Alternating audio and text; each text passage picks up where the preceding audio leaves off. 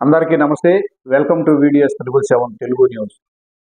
గత 5 సంవత్సరాలుగా విశాఖ స్టీల్ ప్లాంట్పై మాట్లాడిన వారు ఇప్పుడు మాట్లాడుతున్నారని, విశాఖ ఉక్కు ఆంధ్రుల హక్కు అనే దానికి టీడీపీ కట్టుబడి ఉందని, ఇంతకు ముందు కూడా వాజ్పేయి గారి పాలనలో కాపాడింది మేమేనని, మళ్ళీ ఈసారి కూడా స్టీల్ ప్లాంట్ను కాపాడేది మేమేనని, స్టీల్ ప్లాంట్ ఉద్యోగులు కూడా కష్టపడి పనిచేసి విశాఖ స్టీల్ ప్లాంట్ను లాభాల్లోకి తీసుకురావాలన్న AP CM Chandrababu. Visakhapatnam steel plant అది కూడా కావాలని రెచ్చగొట్టే పరిస్థితికి వస్తున్నారు. ఓకే, దాని గురించి నేను పెద్దగా మాట్లాడడం లేదు. రెచ్చగొడితే రెచ్చిపోయాడు కూడా ఎవరు లేరు ఇక్కడ. విశాఖపట్నం అనేది తెలుగుదేశం పార్టీకి, ఎన్డీఏ కూటమికి ఒక స్ట్రాంగ్ ఇది. ఆ ప్రాజెక్టు కూడా ఆ స్టేజ్కి రావడానికి వీళ్ళు కారణం. ఎప్పుడు కూడా ప్రాజెక్టు మీద శ్రద్ధ పెట్టిన దాఖలాలు లేవు. ఇంత మునుపు కూడా నేనే కాపాడాను ఆ ప్రాజెక్ట్ని. వాజ్పేయి గారి పీరియడ్లో రీస్ట్రక్చరింగ్ చేసి అప్పుడు కూడా అడిషనల్ ఫండ్స్ అన్ని పంప్ చేశాం, అప్పుడు స్ట్రీమ్ లైన్ చేశాం. ఇప్పుడు కూడా నేను ఆలోచిస్తున్నాను. మళ్ళీ మొన్నే మాకు ఒక మీటింగ్ జరిగింది. కుమారస్వామి గారు, ఫైనాన్స్ మినిస్టర్, నేను డిస్కస్ చేశాం. ఈరోజు మళ్ళీ ఒకసారి మాట్లాడాను. ఇప్పుడు ఒక కొత్త డబ్బులు కూడా రిలీజ్ చేసి దాన్ని ఆపరేట్ చేయడానికి ముందుకు పోతున్నారు. ఇది అయిన తర్వాత మళ్ళీ ఒకసారి కూర్చుంటాం.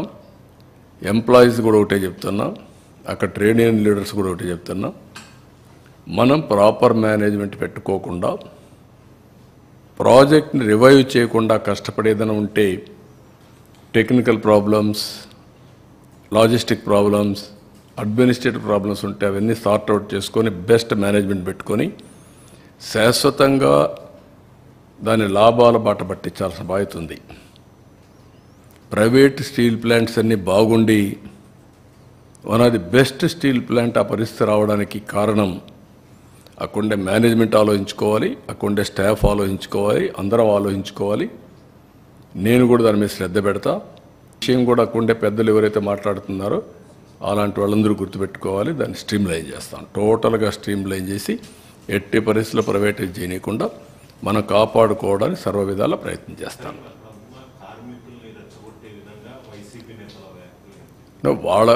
వాళ్ళ పని ఏంటి? ఇదే పని కదా. ఎక్కడ చూసినా శవాల్ని మంటేసి చలిగాల్చుకుంటారు. అది వాళ్ళ నేచర్. అది ఆ పార్టీ నేచరే. అది 5 ఏళ్ళు ఎప్పుడన్నా మాట్లాడారా? ప్రైవేటైజ్ చేయడానికి పోతే కూడా ఒకసారైనా మాట్లాడారా? నేను ఆ రోజు పిలిచాను కదా, రావయ్య ఢిల్లీకి పోదాం, నీకు తోడుగా నేనుంటా, పోదామంటే స్పందించారా? అలాంటి వాళ్ళు మాట్లాడడం ఏంటి? బుద్ధి జ్ఞానం ఉండాలి కదా వీళ్ళకు.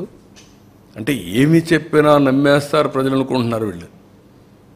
ఆ రోజులు అయిపోయినాయి. వ్యక్తిత్వం, విశ్వసనీయత లేని వ్యక్తులు ఏం చెప్పినా నమ్మరు. మొన్నటి వరకు మీరు మభ్యపెట్టారు. మభ్యపెట్టిన దానివల్ల ప్రజల్లో ఏదో చెప్తున్నారు అనుకున్నారు. ఒక్కసారి అన్నారు, ఒకసారి చూశారు, ఏం జరిగింది కూడా అర్థం చేసుకున్నారు. మళ్ళీ ప్రజలు నమ్మే పరిస్థితులు లేరు. ఆ విషయం వీళ్ళు గుర్తుపెట్టుకోవాలి.